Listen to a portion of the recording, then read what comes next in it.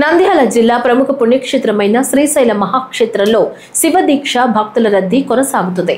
కార్తీక మాసంలో శివదీక్షల భక్తులు జ్యోతిర్ముడులు సమర్పించేందుకు భారీగా శ్రీశైలానికి తరలివస్తున్నారు. శివదీక్ష భక్తులకు దేవస్థానం అధికారులు ఉచితంగా మల్లికార్జున స్వామి స్పర్శ దర్శనం కల్పిస్తున్నారు. భక్తులతో ఆలయ క్యూలైన్లన్నీ కిటకిటలాడుతున్నాయి. ఈ నెల 5వ తేదీ వరకు జ్యోతిర్ముడి కలిగిన శివదీక్ష భక్తులకు స్పర్శ దర్శనం కల్పించనున్నారు. శ్రీశైలం శ్రీ బ్రహ్మరాంబ సమేత మల్లికార్జున స్వామి అమ్మవారి దేవస్థానంలో శివదీక్ష ఇరుముడులు స్వాములు సందడి నెలకొంది.